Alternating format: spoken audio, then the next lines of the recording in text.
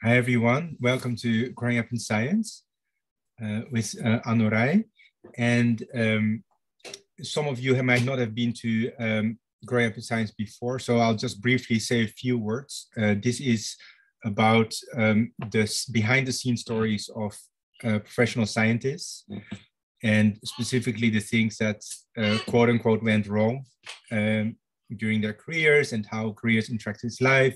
Pretty much the things that you always wanted to know but never normally hear about. And the series also serves to then create a community in which it's safe for trainees to speak about topics like this, hopefully also in their own environments. So in the global series, we highlight interesting speakers from around the world.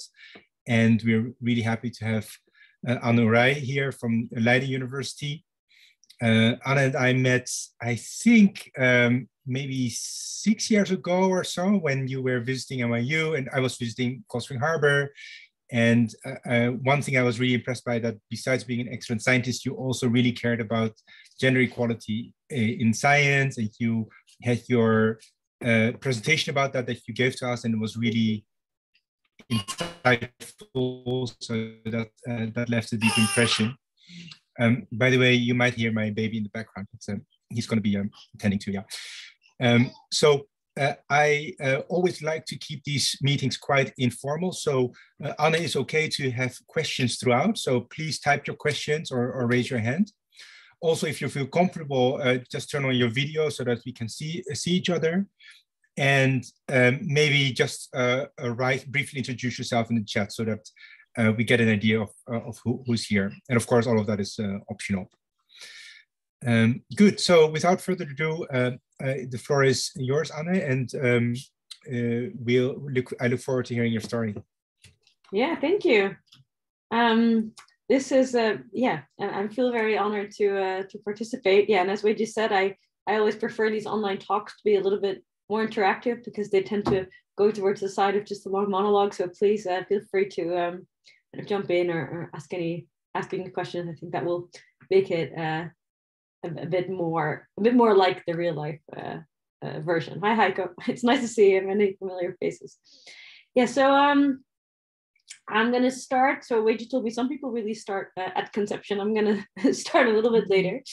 So I grew up in the Netherlands, in the south of the country, in Maastricht, and I considered it pretty normal that right now what I see is, quite privileged family. So my dad is also an academic. He's a professor in geology. And my mother works in a hospital as a clinical psychologist. And I think, again, like always these things in hindsight, that in the end, what I ended up doing was very influenced by both this academic background and then, ideas about psychology and the brain. And I, as a kid, I was always good at school and I kind of enjoyed it. And I think I had it kind of easy studying. So I was always doing like many side projects and doing music and drama and sports and things like that. And towards the end of high school, it was a bit of a rough patch in the family. My parents separated. And someone quite close in the family died. And I think then I was very happy to leave home. And I went to Utrecht, to University College there, to do my undergrad. So that was kind of really the moment where I felt like, okay, I'll go stand on my own 2 feet. And I had actually considered going to Cambridge University. And I think my dad, is being the academic, he thought that would be pretty cool. And I looked into all these colleges and applied, but in the end, I think my mom vetoed the plan. She was not very comfortable with me going abroad at that stage. It was also kind of expensive.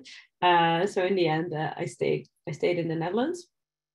And yeah, I got to undergrad and I was already throughout high school, a little bit interested in many topics. I had taken biology and math, but also ancient languages, Latin and Greek. That's kind of a thing in Dutch high schools that you take those and kind of all these different courses. And I had even, I forgot to mention this, that I had actually abandoned physics and chemistry because I thought that's stupid and I hated my chemistry teacher. But in the Dutch high school system, these kind of come as packages. So that also had meant that I then, wouldn't be able to study medicine, for instance. So I did that for a year. I took French and all these stuff that I thought was way cooler at the time, but then kind of realized that it would be a shame to close that door. So then I had to catch up and like still re-enter physics and chemistry a year later with the help of my dad, who like tutored me over the summer. So that I think was an early example of me being a bit of an indecisive person. And I think that's kind of stuck, that's like still with me, where I think I like many things and I try to kind of not exclude too many future opportunities. And that's a similar story, I guess, in undergrad. So I went to this liberal arts and sciences college, which is pretty common in the US, but in the Netherlands is there's only a few. And it was great because I didn't really know what to do and many things were exciting. And it was kind of an international crowd, also full of, I guess, a bit people like me, kind of nerds and people who were good at studying and I wanted many things. So that was great. And I didn't really know what to do. And in the first year, you would sign up for a bunch of courses and they would place the first semester students, you know, at the very end after they had allocated courses to all the people that needed them for their tracks and such.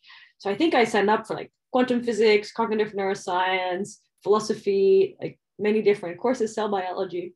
And in that first semester, they put me in cognitive neuroscience and also philosophy. And I just thought it was amazing.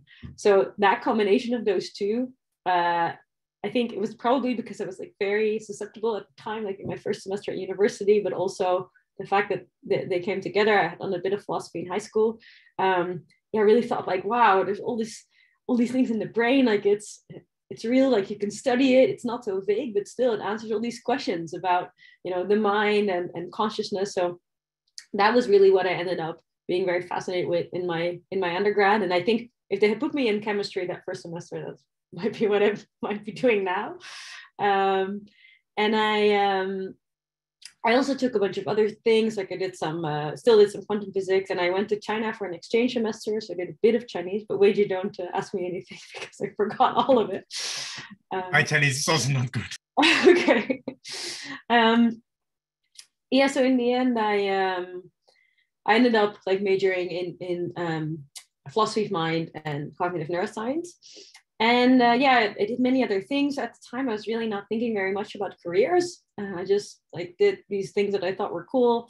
Did lots of sports and committees, and you know, I don't know, went hitchhiking to Italy on some contest at some point. And you did committees for fun?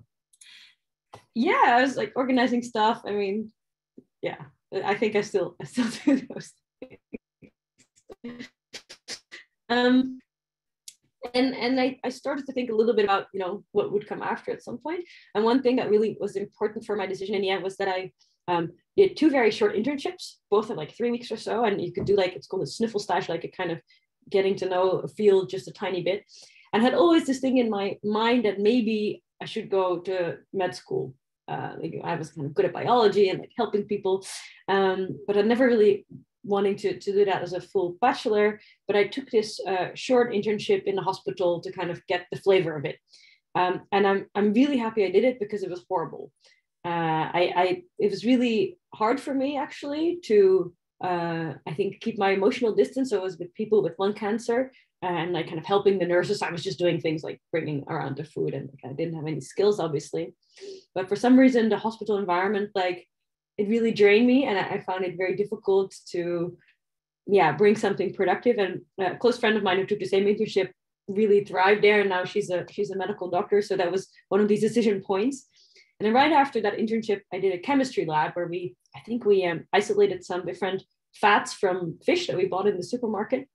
And even though chemistry is not really my thing, I just loved it. It was like very precise, you know, like with my lab notebook. And I think that really made me realize that I was not cut out for medicine.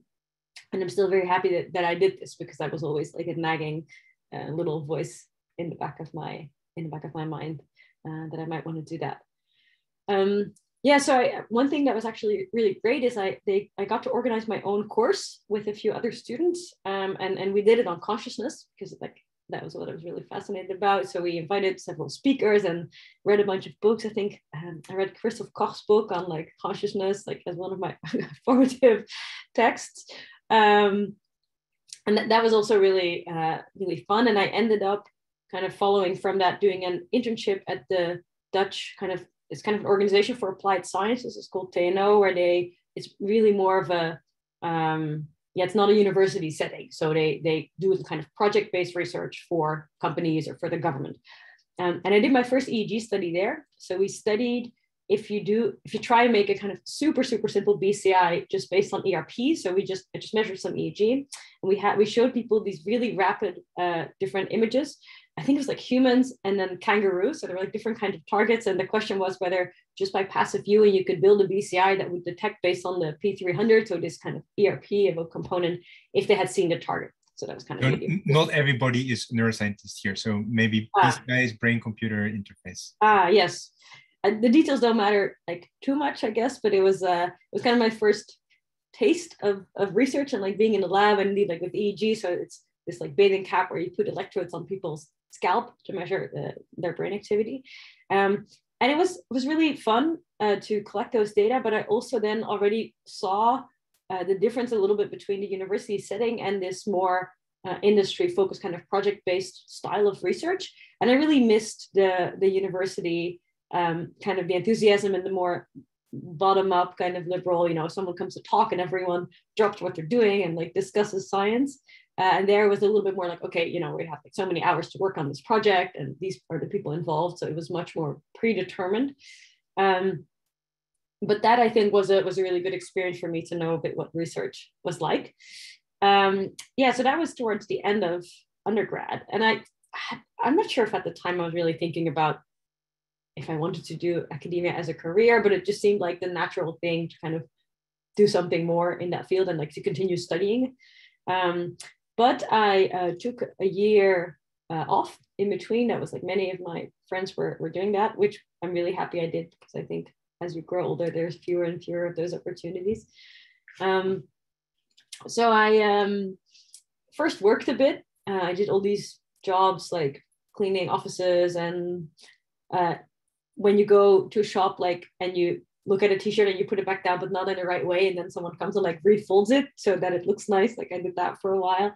And lots of waitressing. I don't even know what the name is for that job, but that also, I didn't really like it very much, but I think it was very helpful in also, having a sense for, what many people's jobs are like. I also taking a year off for that. So that's not the only thing I did, but I did that for a while to make money.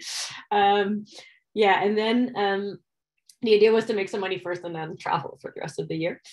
And I had first planned to travel to South America, and I had started like during my bike commute, I was like, listening to this podcast to learn some Spanish. But I had in the meanwhile been applying for different master programs. And one that I then found out I got accepted into was one called the Dual Master's in Brain and Mind Sciences, which is both in London and also in Paris. So then I figured, okay, now I'm going to Paris, I should switch and like learn some French. And it was actually interesting because I applied for different master programs at UCL, I think 3 or 4, so all in London. And I think I got accepted into one more than I initially applied for. So something was like strange in their admissions procedure. So I decided that would just be really cool. I didn't really pick this based on the academic environment there, but I just thought it would be really nice to live in those places. That was really mostly the decision. So I then went to the south of France, lived with this host family, and took one of these like language immersion course for a year, not for a year, for a month, I think.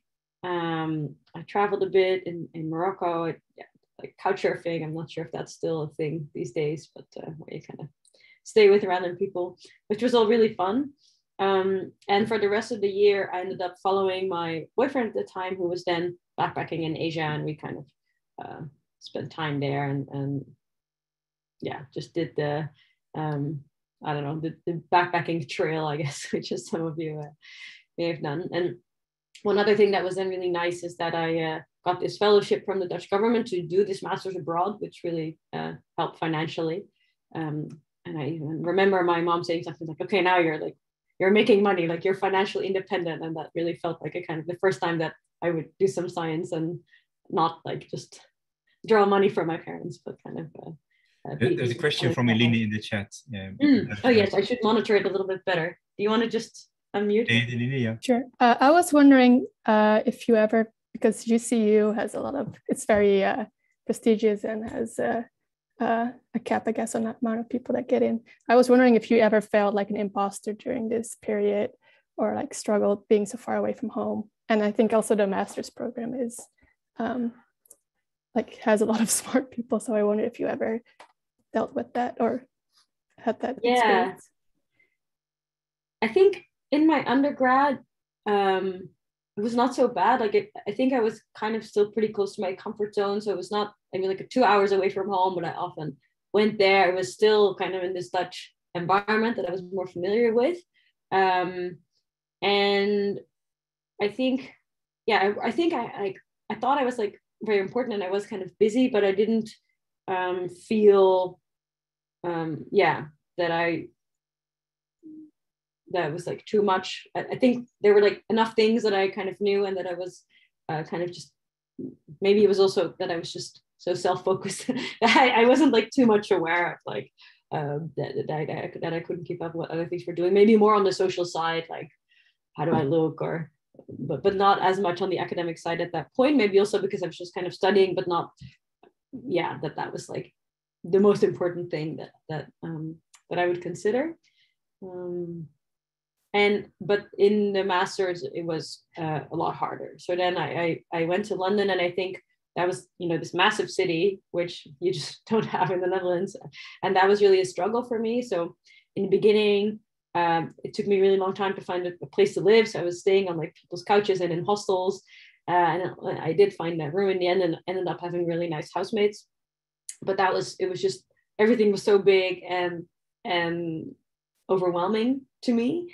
That it really took me a long time to feel like that I had my tiny place in a big city. And the program there also, so it was kind of nice because there were all these people from a bit different backgrounds, and the program that I was in allowed you to take courses in different master's programs. So it was not like a preset, they didn't have their own courses. So it was kind of a buffet of other programs. So that was on the one hand really cool, but also it meant that we were all a little bit like on the loose and didn't really have this one cohort to connect with. So I think in the first semester when I was just taking courses, I didn't really land yet. But then I wrote one like kind of thesis project, and we had to randomly pick one from a list, and I wrote it on resting state networks and fMRI. So that those are these like brain networks that you can see when people are not really engaged in a task, but kind of resting, or now we have other ideas about what you're doing. And from that, I was kind of looking around, and again, I had this background a bit in consciousness and wanting to study those things. So I ended up doing then this master thesis, this project with a PhD student called Maren Erner in the group of Rees, and they study like consciousness and awareness at UCL. And that was, I think that's where my imposter syndrome, but also really my enthusiasm like kicked in. So I would go to their lab meetings and I didn't understand half the words of the things that they were discussing, but I found it really amazing.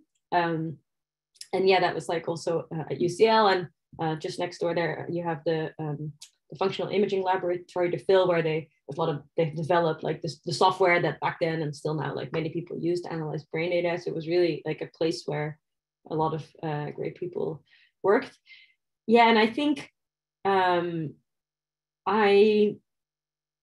kind of just found it really inspiring and fun to learn all these things. And I was more uncertain about myself than still, I think, at the, also like socially and like making friends in that big city. And also now in hindsight, I think like, oh, wow, like those were really famous people. And I might have also been a bit naive in them just like, talking to them in a lab meeting. Whereas perhaps if I was more conscious of like who they were, I might have thought twice.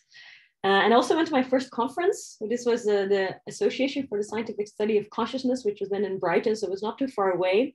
I think I like signed up to be a volunteer so I could go for free, and just like I took the train down from London. And that was also this amazing experience where, I don't know if you all remember your first conference, but if you haven't done it before, it's it was quite something. So I went to all these posters and these sessions, and just seeing all these people that I had read their work, even in my undergraduate courses. But I think I also recall distinctly that I saw this debate, and this is a little bit detailed, but with two kind of famous consciousness researchers who were a little bit on opposite sides of this debate that had been ongoing. and they were talking, and I think at that point I realized that there was so much of it boiled down to semantics of like what is really consciousness, that I there had the feeling like, okay, we can keep talking about this for a decade, and people are still talking about it and will keep talking about it. But that for me, I felt like that was not really something so exciting that I would really think I could make progress in. So that was like also a really good learning experience. I see there's a question. The advantages of being naive. Yeah, I think I've lost that a little bit over the years. Yeah, so I did my first second EEG study then, where we studied the effect of kind of ongoing, so spontaneous brain oscillations on perception.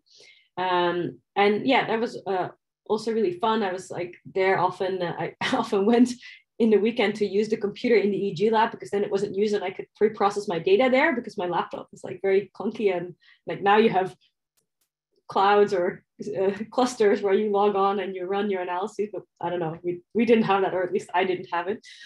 So, but I don't know, it was kind of okay. Like as a student, I would just like go there and sit there and like look at the data to do pre-processing.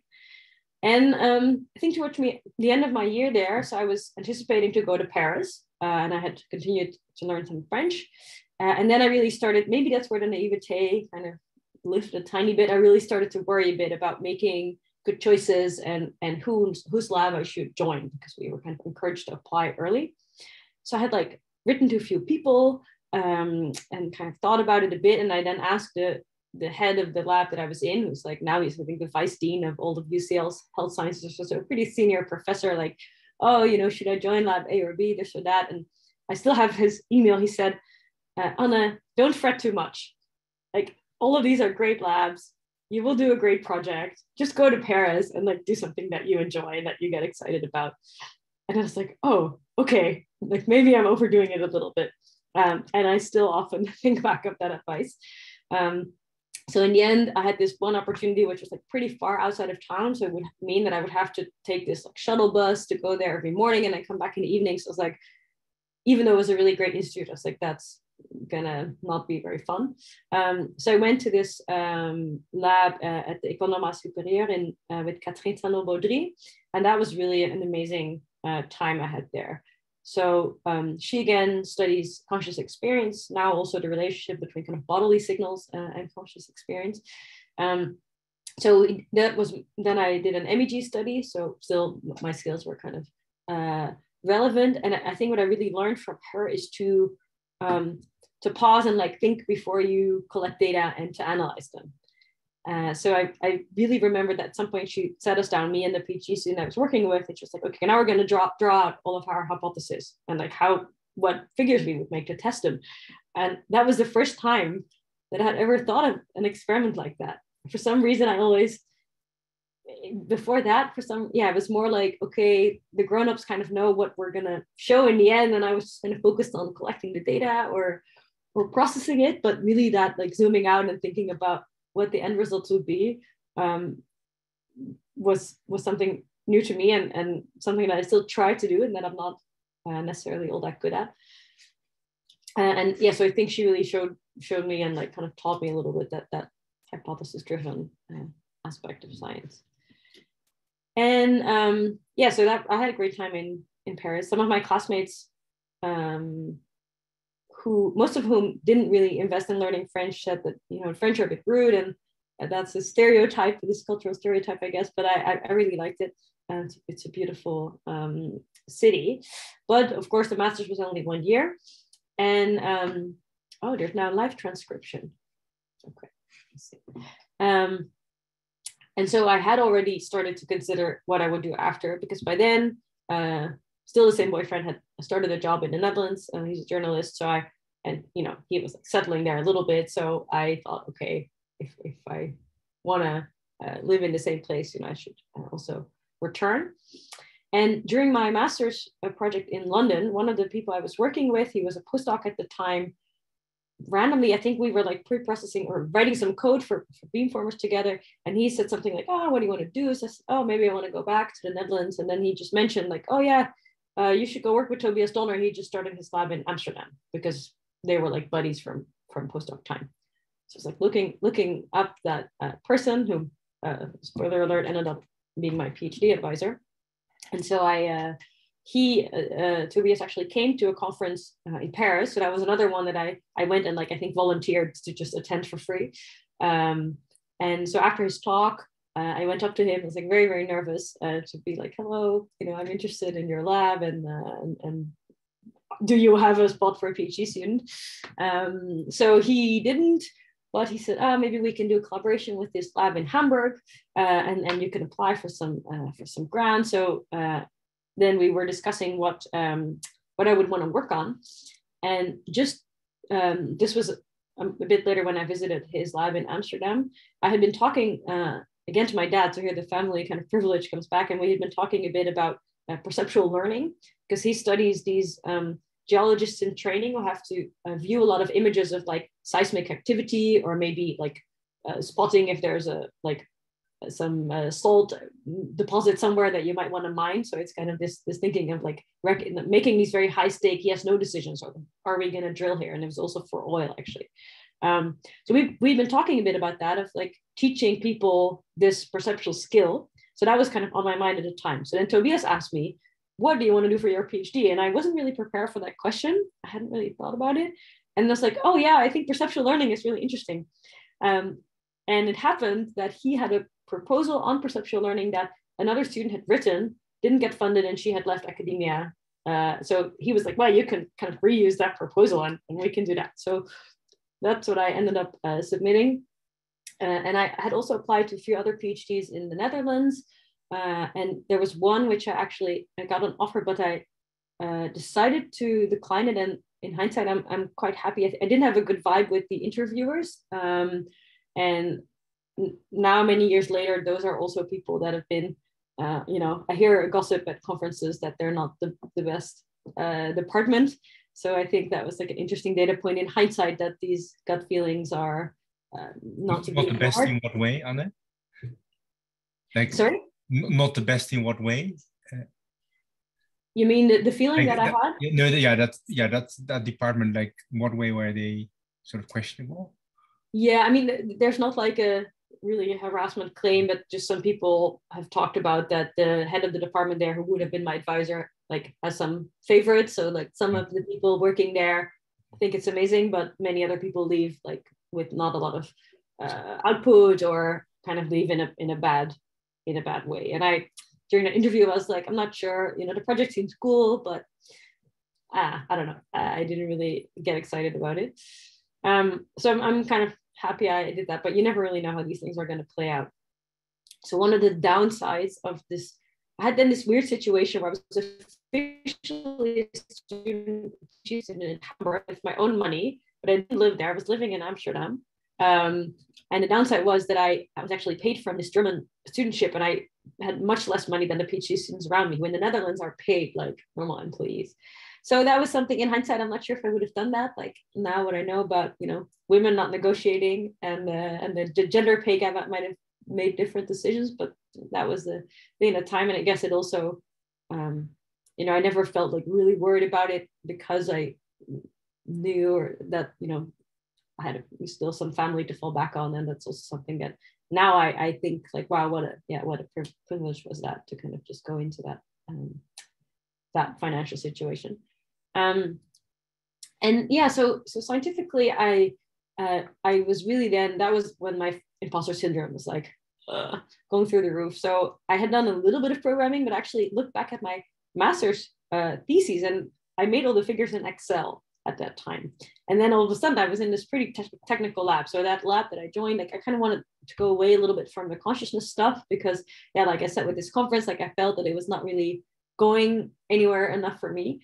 And so that was more of a decision-making lab, and kind of doing modeling, and it was a lot more kind of technical than what I had done in the past.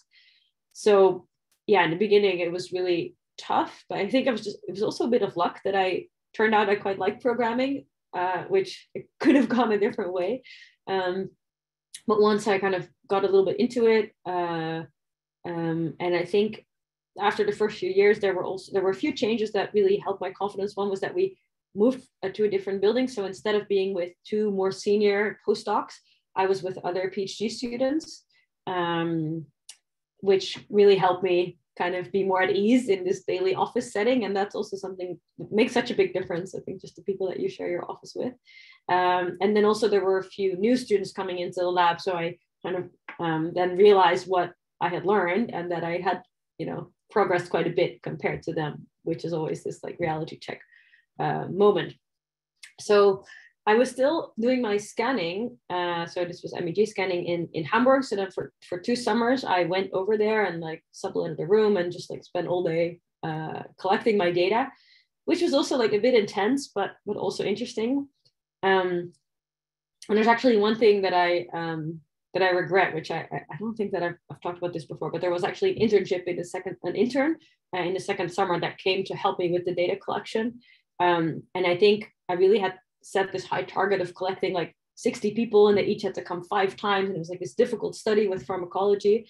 And so I really wasn't able, I think at that time, to realize that I needed to reserve enough time to like mentor her and make sure that she got something out of it. So if she, kind of finished a project without a very good feeling about the whole experience. And that's still something I feel bad about. And yeah, I think also then as a PhD student, I was like very focused on my project and not very aware of these other people that, depended on me, or in some way she didn't depend on me because I was the advisor. So that was definitely also an early learning experience. And yeah, something I really hope to not have again for the students that work with me. But yeah, the data collection was kind of good. I had a bit of a, like halfway through my PhD, there's this blog post, maybe some of you know, which is called The Valley of Shit.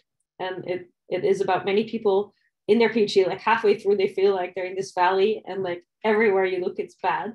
But then ultimately you keep walking and you get around this. If you don't know this blog post, you can look it up. It's kind of entertaining.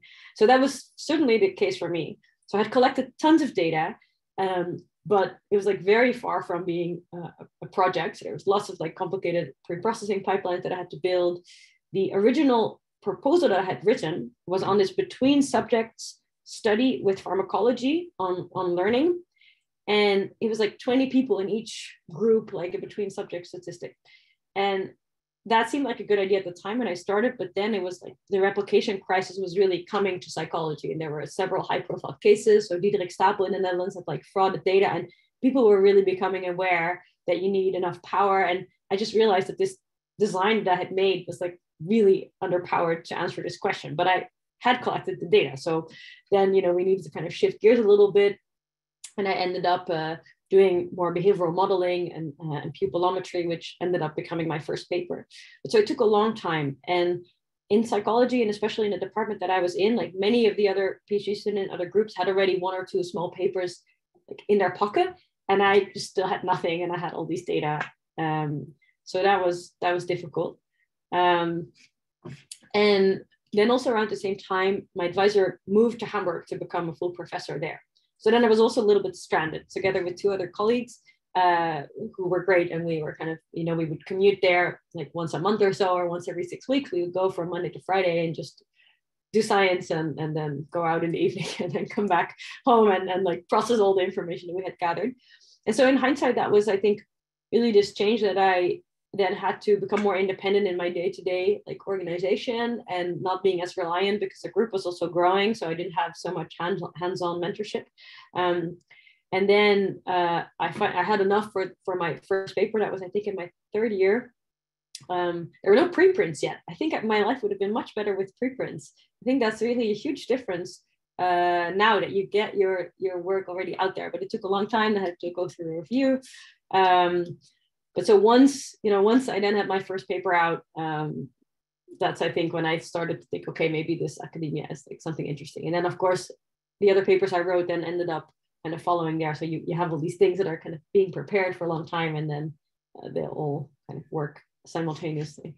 Anne, do I hear that before that paper was published, you had some doubts whether academia was for you? Yes. Yeah, I think I also, I wasn't sure what the alternatives would be, but I did also look at my advisor at the time and think like, oh, he works a lot. I don't know if I want to do that. And I think at some point I told him this. Actually, we had one of these like yearly mandatory review, and he was a bit surprised, I think, because I wasn't like doing that bad, but still, I think he didn't. I kind of always presented this very positive image that I was happy with everything, which then, of course, from his side, like I probably seemed like a perfectly happy student, but I was quite stressed. And one of the things I now in hindsight also think that he kind of had a bit of this adaptive mentoring where if I would produce things very quickly, he would also go faster. But that meant that I only felt that it was always accelerating the expectations. So if I would have like 5 results in a week, then he would say, okay, great. Then next week we will see next 5. Positive feedback loop. That's very dangerous. Yes. So it was a bit of a runaway feedback loop. And I think I didn't realize there was also a downregulation that I could have done. And so then, we talked a little bit about it. He then actually suggested like, oh, maybe you're interested in editing. And I actually talked to some people in journal editing, which then I also realized wouldn't really be something that would suit me, but it was kind of interesting to explore. And I did talk to some people, but I think it was also a time where, at least in my department, there was much less of this conversation of, the non-academic career track. At least it was just entering my awareness. And I was maybe also a bit clueless. So I did also start looking at postdoc positions. And I think one thing that also made me feel a bit more like my own thing was that I was one of the first in the lab to join Twitter. And there was like all these topics that I was kind of now exposed to, which weren't really discussed, like this early kind of open science movement, and also these issues like the women in science and kind of these meta scientific questions.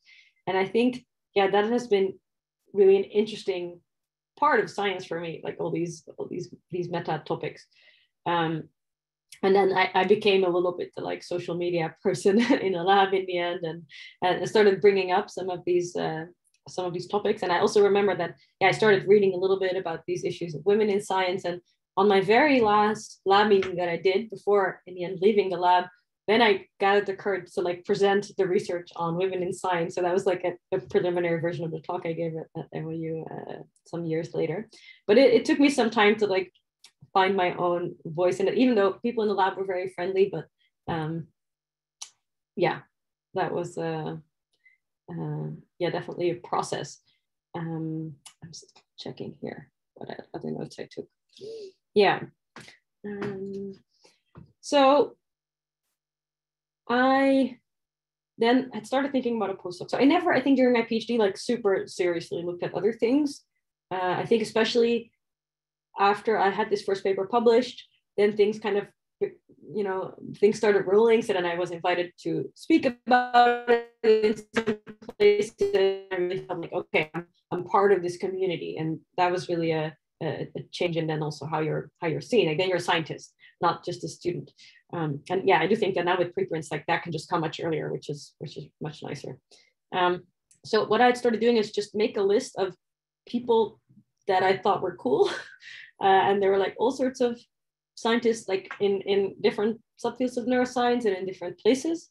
And I had started narrowing it down a little bit because I had discussed with my partner then that like he would also be willing to go somewhere for a few years. We would move somewhere together. So it was also a bit of the shared adventure. So that excluded places where he wouldn't speak the language. So it was like either Dutch, English, or actually Chinese. Like his Chinese was still quite good. Like we're both Dutch, but we knew each other from that exchange semester in China. So one of the people on that list was Ann Churchland. And I found out like one day before she came to give a talk in Amsterdam in like the biology department, so not where I was based in psychology, that she would come and that there was a sort of masterclass where people would present their work and that there was dinner with the speaker. So then I was like, okay, she's on my list. So I invited myself to like join this like presentation by the students and then also dinner. I don't really know why they accepted me, but I think someone in my department like talked to the head of the department there and like they allowed me in. So that was great. So then we chatted a bit over dinner, and afterwards I emailed her and I said, oh, that was really interesting. And I had read her lab's work, and she's also, I think, kind of vocal on many of these meta-scientific issues, which I found really cool. So I emailed her and said, well, I'm very interested in a postdoc, and if there's any opportunities in your lab, I'd love to hear. And she responded like very nicely, something like, oh, it was nice to meet you. At the moment, I don't have any funding opportunities, but maybe we can keep in touch, or maybe I'll get back to you in a few months. And I thought, okay, fine, she's not that interested. I come from human psychology. I don't really have those skills. And I thought it was just a polite kind of rejection. But then a few months later, she actually emailed me back and said, oh, now I happen to have funding now. So it was actually an honest email. Do you want to come over and interview for the postdoc? So I went to Cold Spring Harbor, so that's in New York. It was in the winter, and I got stuck in a snowstorm. So then I had to, I think, stay one day longer, and because the trains didn't run, and it was like a lot of snow. But I really loved it. So it's a very beautiful campus, like at the beach, which in the snow was also really gorgeous. And it was really this kind of homey situation. So there were just, even though it was like inaccessible, people still came in also to take care of research animals. And it was this very cozy environment. Like they would just like hang out there and like drink their coffee and do an experiment and talk a bit about science. I just felt that was really a cool environment.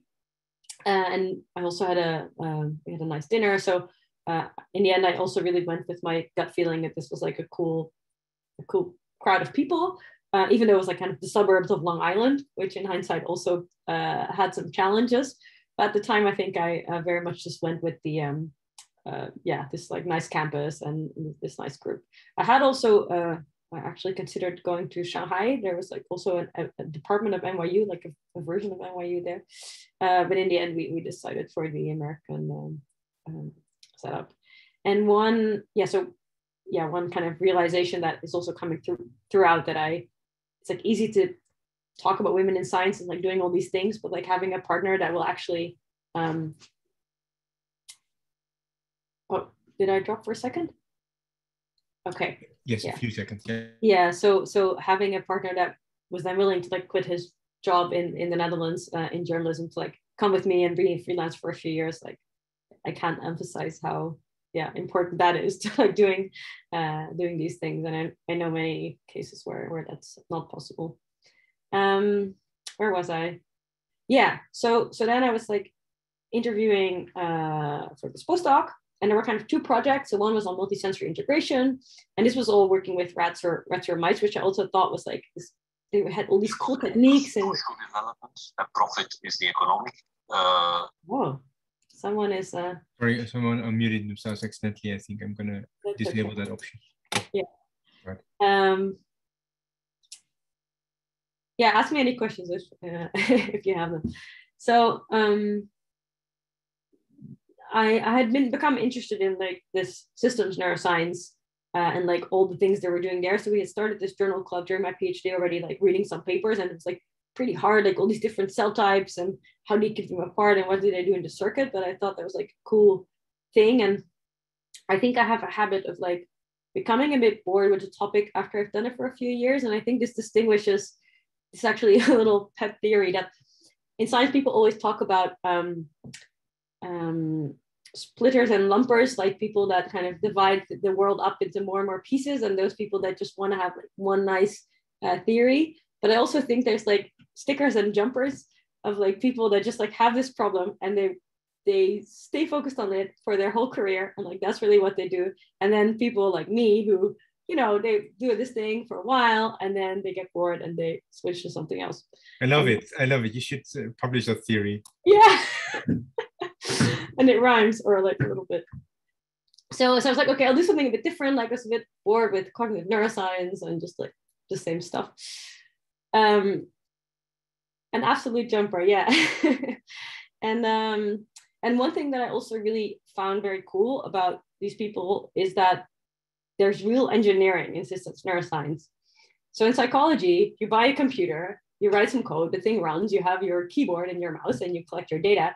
But then in these mouse labs, people like solder the thing together. They know all the electrical circuits. They connect it up with cables. They 3D print this special piece that like clicks on the screen and make a door and this and that. And it was just like an engineering kind of shop that I'd done it a tiny bit in my childhood with my dad, who likes that kind of stuff. But that was just like super new to me and kind of cool that people were able to do that kind of stuff.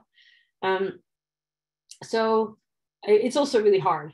So I learned a tiny bit, and I really respect the people that, know all of that technical know-how next to understanding the brain and cognition. There's this saying even that I heard at Cold Spring Harbor, is like the first 4 years of your PhD is for building a microscope. So then you have to like know how to build a microscope, which is very difficult. And then you do your PhD, and then you understand something about the brain. So I think I've written about this in the past. So that was a huge transition from psychology, where projects are much shorter, and the projects aren't as big.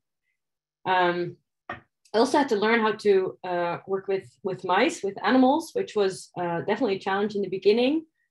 I think the first time I did it, I almost fainted, and I really had a hard time. But I also learned a lot. Like, I think there's a lot of people really caring about the animals that they work with and wanting to do that in a respectful and, scientifically correct way. But it also changes your whole way of working a lot. So if you can't just decide that you're ill tomorrow, right? Like you have a caring responsibility. So that also really was really changed my work-life balance and my schedule, and just like constantly having that on your mind, like when it was Christmas break, what are we going to do? So that was really cool, also very overwhelming. So people there did like genetics and all these very like technical systems neuroscience thing, like plant biology, and I felt very out of my depth. I think still if I if I talk to those people. So they're like extremely smart. They also work very hard, and I think they're also at Cold Spring Harbor, what was in the end turned out to be difficult for me is that it's very much this campus-based life. So it's kind of out there, like so some people live in New York City, but I was living there close by. So your life is very centered around the campus and around work, which also meant that most of my friends, who were all great, but they were also all postdocs in neuroscience. So it was quite hard to really dissociate from that and to kind of have non-work time where you weren't also talking about the next paper. So it was like both very inspiring, but also for me, not sustainable. And I realized after 1.5 years or so that was just like a level and a speed of engaging with science that I couldn't do for the rest of my life. And yeah, there were other things that were difficult for me living there. Just, I think, plain homesickness. It was like far away, and there are just cultural differences that are kind of large, like Wei Ji and Elina probably know this, that I definitely struggled with. Maybe I should talk a bit about something positive. So one thing that I also was a bit unusual is that I did my postdoc not as like a traditional one postdoc project, but in this consortium, this collaboration called the International Brain Lab. So that's this team of 20 PIs, like half theorists and half experimentalists. And the idea was that no one is neuroscience really tries to reproduce anything. And Anna, you also dropped out for a few seconds, so maybe you can also repeat the final. Okay. Yes. Yeah. Do you want to come online or just type the question? But also Anna, you dropped out for a few seconds. Yeah. Okay. Yeah. So where was I? Yeah. So I joined this collaborative team project called the International Brain Lab, where the idea was that we would try if any experiment that people do in rodent neuroscience, if it would even replicate if another lab would do it. And that was just something like in psychology, it was kind of happening with like these fMRI replication studies, etc. But people hadn't really done that. So I just thought, wow, that kind of mixes these questions that I have about meta science and reproducibility and also team science, which I thought was really appealing with this new project. And it was also an easy way in for me, because I would have to learn all of these skills in rodent physiology. And because it was in such a big team, I could like learn from the other postdocs and kind of pick up the things as we were anyway developing them, the protocols. And that was, I think, a really nice fit for me. So I enjoyed it a lot. It was this kind of early days of the consortium where we were developing these tasks and establishing whether they could be reproduced. And it was also a lot of social experimentation, like just talking to people, like how do we work together? How does it work with authorship? How do we make sure that people don't work on the same project and then there's a conflict. So yeah, I found that side of it really interesting, and it was nice that there were other people in the same group that were also interested in these broader questions. So that was really nice. Yeah, maybe this is a good time for the question. Do you just want to type it, or can you? Sure. No, I couldn't unmute myself before, but do you hear me now? Yes. Yes. So I don't know exactly how to ask this question, but it's already come up several times in your talk today, in your account of your scientific career. I've been having conversations with people about kind of what's the level of engagement with science or enthusiasm about science that tells us that someone will make it or that they won't. And on the one hand, I hear from you that you always found it really fun. Like you were doing new things and you were like, yeah, it was hard, but it was fun. It was exciting. Like you were willing to come in on the weekend. It didn't feel like, a huge hardship. It was just fun. On the other hand, you did draw your lines and say, no, this is a level of engagement that was too much for me. So I wonder what you think about kind of both your personal, but also what would be your expectation now from trainees? Like what's a level of engagement from them that you find to be like, well, if you don't like it that much, then you probably shouldn't do this for a career, versus this is an okay boundary to just set and say, well, still you can succeed and you can, that's enough enjoyment of it. Yeah. Wow, this is such a good question. I think maybe I'll try to answer it for myself first. I think this is definitely just change as I get older. I think you get to know your boundaries a little bit better, and you also, I value my sleep more, and I value like slightly different things. I mean, probably people, probably also recognize this. Like, I don't know, as a student, I had like so much more energy, and like my day was much more flexible, and I was like doing random things at random times. And then, at some point you want to have a little bit more structure. And so, I think that's like one answer, but also that I think it goes always for me in these oscillations where I overrun myself, then I put the brake on. So there's always this delay in the system of like planning to do things, like signing up for many things, and then they come later. So then you go through these periods like having way too much and then having a bit of a calmer period. So, and I'm sure that that's something that other people might also recognize. So I think that's also just the case that I go too fast because I'm excited about many things, and then I realize it's too much, and then I reduce it, and like the cycle repeats. So that's for me. For trainees, I think it is, it's a difficult question. And I can't say that I have a few master students now, but I don't have like, maybe we'll get there. I don't have like a whole lab, so I don't really have people where I'm faced with this question for them every day. But I do think, I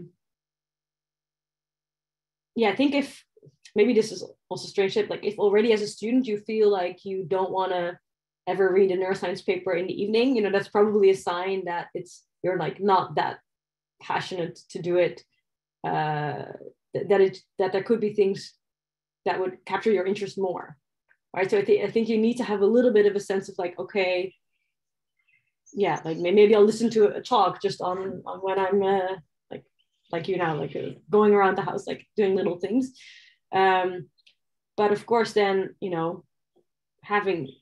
feeling that you need to push yourself. There's always this balance between like feeling that other people are pushing you, or that you need to push yourself, or wanting to push yourself because that's something that you really want to do. And that also changes. Like I think I started pushing myself because I just thought the science was so cool, but then you also internalize some of the expectations that that, okay, now I need to have this paper, or like my advisor expects me to do these things. So it shifts a little bit from then also doing it for reasons that might not be entirely your own. And I think— Thank you.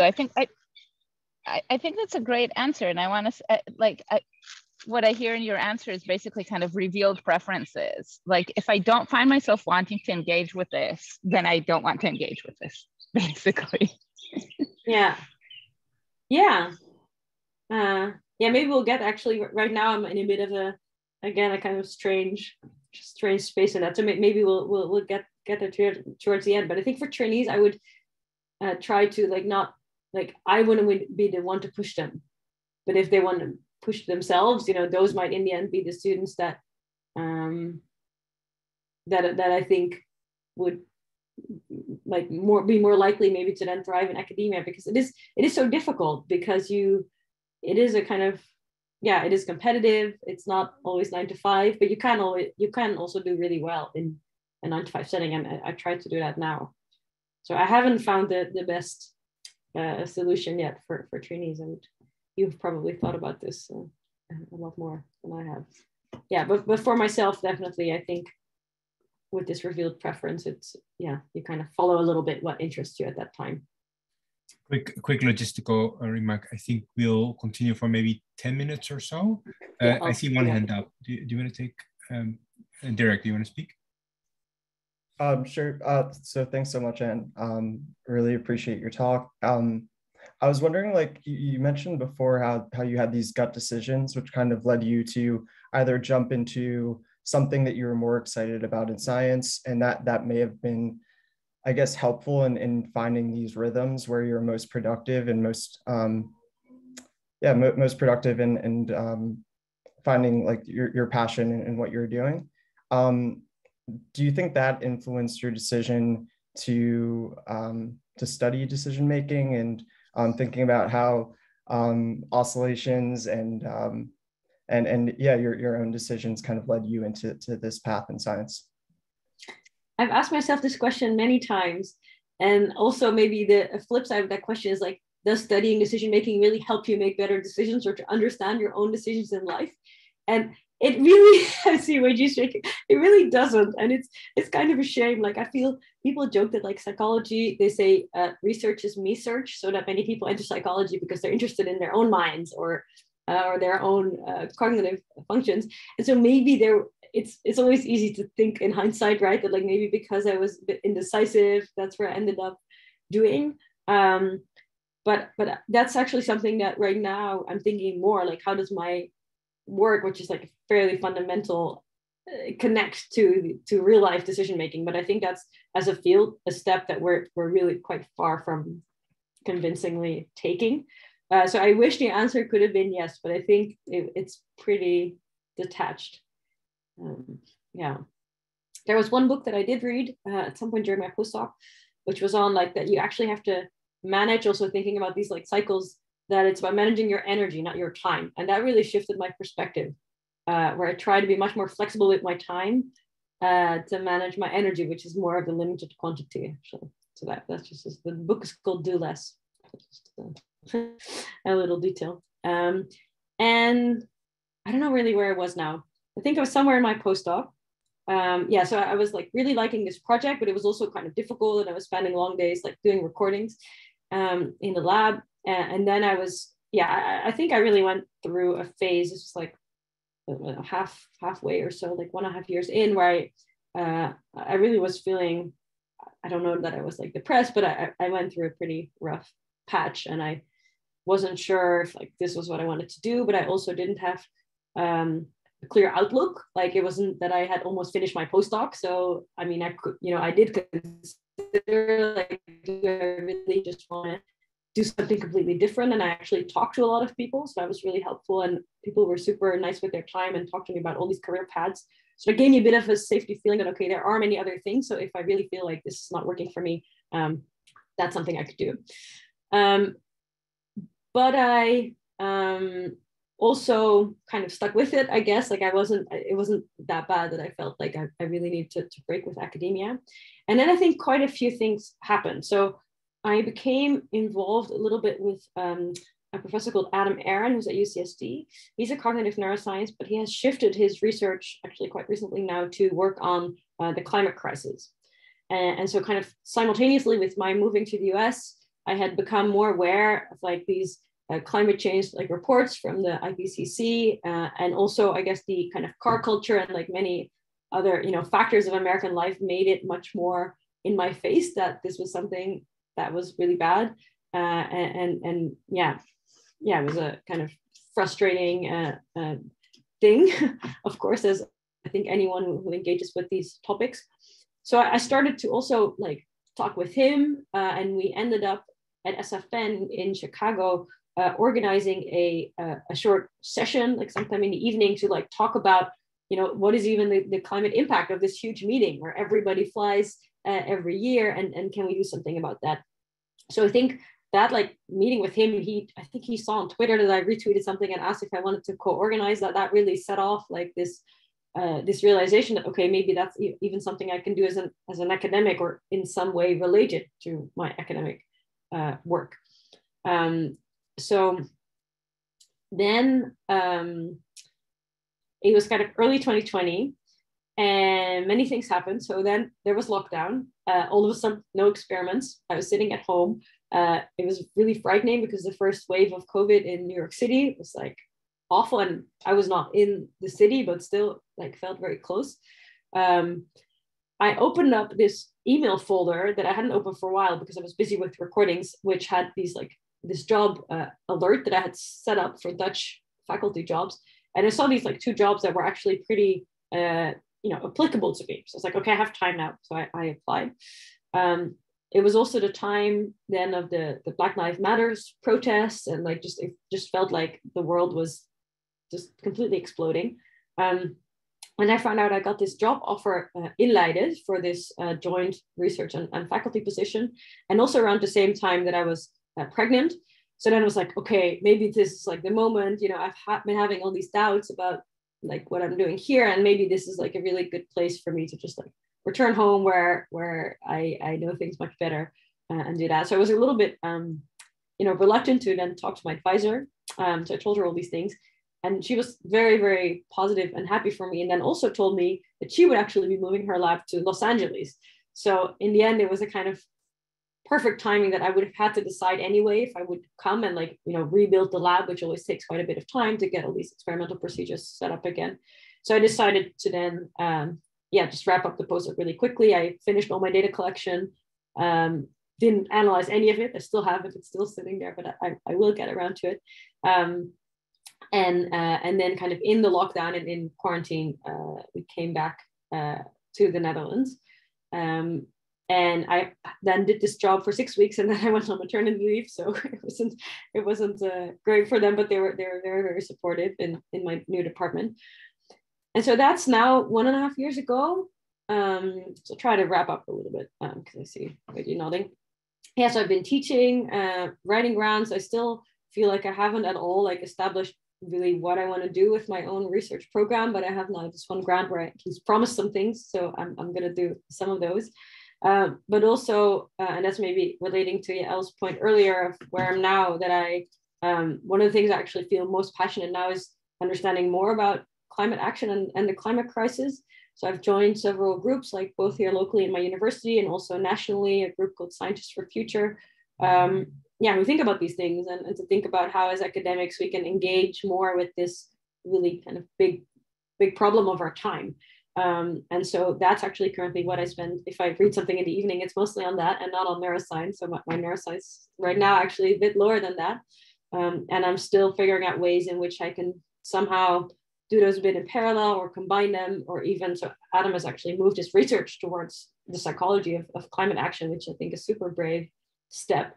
So that's currently where I'm at. So I think I'm like teaching some courses. I have some students. I'm finishing up still some papers and working on the data that I collected in my postdoc. But I think for me and for all of us, like the next decade will be so crucial in that whole story of like, do we actually, decarbonize the world? That I also hope that I can somehow use some of my time to engage in that battle.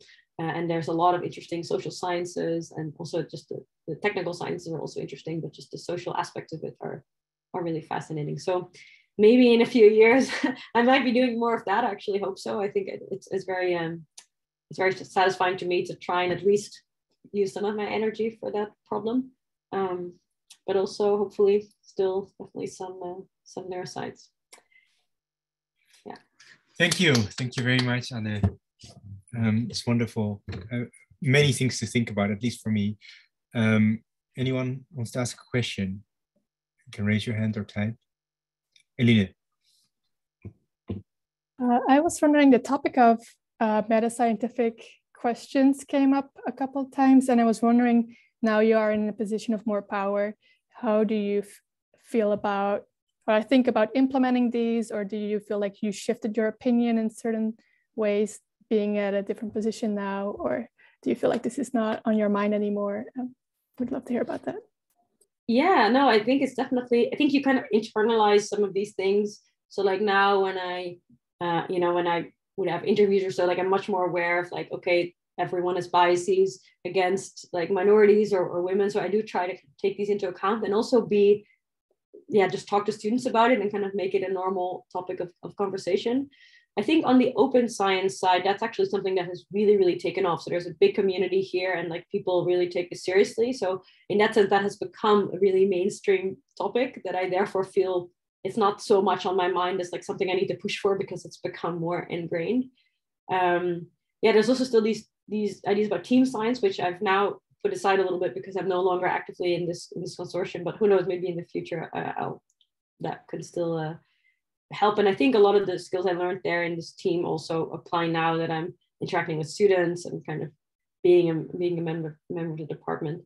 And I think for me that here again, I jumped from like the one thing of like women in science to team science. And now I think I've jumped a little bit to like, okay, how can we decarbonize academia and kind of use our academic energy to work on that problem. So that's kind of my meta science interest at the moment. Heiko? Okay, so I'm allowed to unmute. So hi, yeah, thanks for talking about your life, first of all. That was great and very interesting. And yeah, I essentially have one question, like you're certainly among the most organized people I know in the world. And you've actually done I don't know about that. And you've like, and you've worked with this like really large collaboration on like actually on team science and organizing and so on. So I don't know, effectively, do you think that's more like a talent, or are there things you could tell us, like, how to do that well? Are there any like concrete tips you could give about being organized as a scientist? Yeah, there's a book called Getting Things Done, written by David Allen, which is like the classic of project organization. And I also have a small book which is called Zen to Done. So that's kind of a simplified, a more Zen version of that method, which I bought. It's like kind of cheap. You can get it on Amazon. And so I think I read some of those sometime in my PhD, and that really helped me kind of put in place a system. And the idea is a little bit that everything that comes in goes into some big inbox bucket, and then you process it and you put it in places where it needs to go, like archive or to-do list, and then you kind of work through those. So it's kind of a system of just organizing all your thoughts.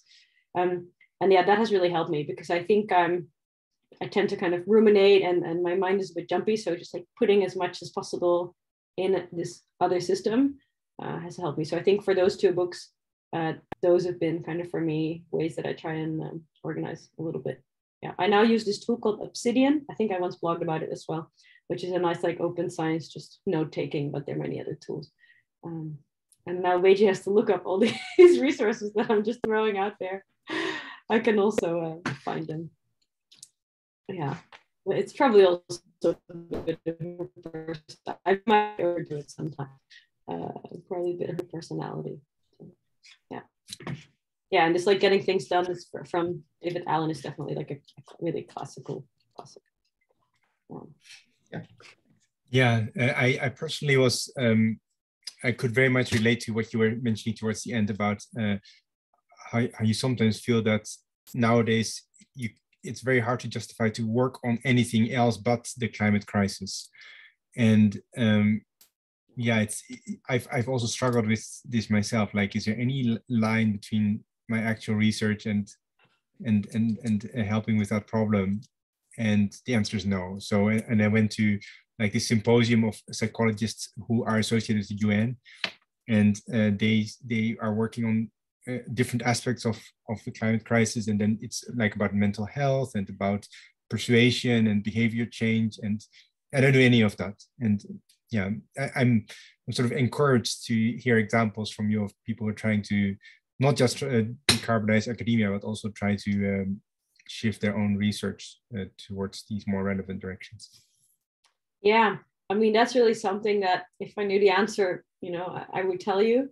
But it is hard because that's mostly done in social psychology and even political science, right? Like it's just on such a different level. And all of our nice models of reinforcement learning, they don't really mean that much.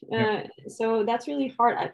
I've started one very small project now with a master's student who's looking at the impact of carbon labeling on consumer behavior. So that's like something very, very small, but like that's just one student that came to me and was interested in that topic.